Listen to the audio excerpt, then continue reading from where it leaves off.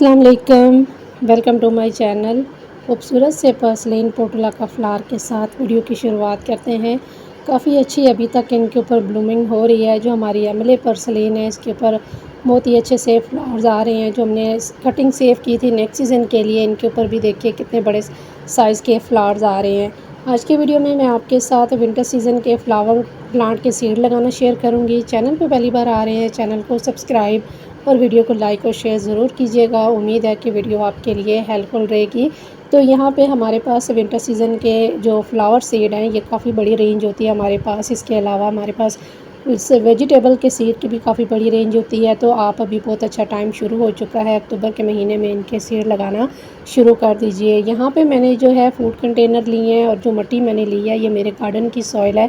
इसको मैंने अच्छे से धूप लगवा ली थी और इसको मैंने छान के यहाँ पे कंटेनर के अंदर फिल कर लिया और इनको मैंने अच्छे से पानी दे दिया है ताकि मिट्टी अच्छे से मॉइस्ट हो जाए। और एक कंटेनर के अंदर मैं 3 से 4 वैरायटी के सीड लगाऊंगी।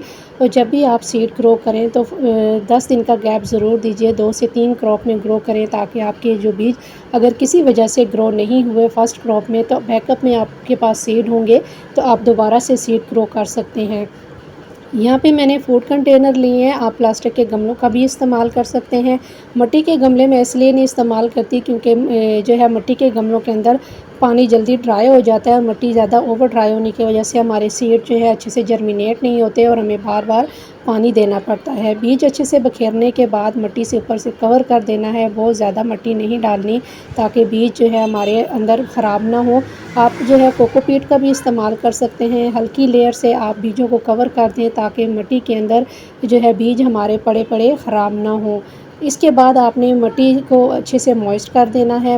पानी से अच्छे से शावर करिए ताकि बीज अंदर हमारे अच्छे से मॉइस्ट हो जाए और बीज जो है 3 से 4 दिन के अंदर अंदर जर्मिनेट हो जाते हैं। कुछ बीज हमारे ऐसे हैं जो 5 से 6 दिन में भी जर्मिनेट होते हैं, लेकिन ज़्यादातर बीज जो हैं हमारे 3-4 दिन के अंदर जर्मिनेट हो जाते हैं। मिट्टी से कवर करने के बाद शावर करना है। इसके बाद आपने गमलों को ऐसी जगह पे रखना है जहाँ पे ब्राइट लाइट आती हो। डायरेक्ट सनलाइट पे बिल्कुल भी नहीं रखना। डायरेक्ट सनलाइट पे रखेंगे तो ज़्यादा हीट मिलने की वजह से हमारे बीज अंदर पड़े पड़े ख़राब हो जाते हैं, गल जाते हैं, तो उतना अच्छा सक्सेस रेट हमें नहीं मिलता। तो इसलिए बीजों को लगाने के बाद आपने जो है गमलों को ब्राइट लाइट में रखना है और मिट्टी के अंदर हल्की नमी बनाए रखनी है। ओवर ड्राई मिट्टी होने की वजह से भी हमारे जो बीज हैं ख़राब हो जाते हैं, जर्मिनेट अच्छे से नहीं होते। तो यहाँ पे मैं इनको अच्छे से शावर कर दूँगी। इसके बाद आपने जो है किसी भी न्यूज़पेपर से ऊपर से कवर कर दें ताकि मिट्टी हमारी जल्दी ड्राई ना हो। इससे जो है हमारे बीज अच्छे से जर्मिनेट भी होंगे, आपको सक्सेस रेट भी अच्छे से मिलेगा। यहाँ पे मैं जो है पेपर से ऊपर से कवर कर दूँगी और ब्राइट एरिया में रखूँगी जहाँ पे इनडायरेक्ट सनलाइट आती हो। और जब चेक करते रहें ताकि मिट्टी आपकी जो है मॉइस्ट रहे। यहाँ पे जो मेरी सेकंड क्रॉप है यहाँ पे मैंने काफ़ी सारे विंटर के सीड जो है लगा दिए हैं। मिट्टी को पहले मैंने अच्छे से मॉइस्ट कर लिया है। यहाँ पे जो है प्लास्टिक के गमलों का मैं इस्तेमाल कर रही हूँ। प्लास्टिक के गमलों में हमारे बीज जो हैं अच्छे से जर्मिनेट होते हैं। इसमें स्टॉक है, हमारा डेज़ी है, स्वीट अलाइसम है, नस्टेशियम है, मैरीगोल्ड है। इसके अलावा हमारे जो है वाल फ्लावर है।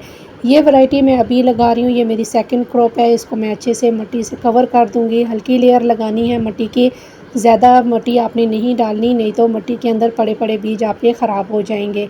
मिट्टी से अच्छे से कवर करने के बाद पानी के अंदर मैंने फंजीसाइड को मिक्स कर लिया है।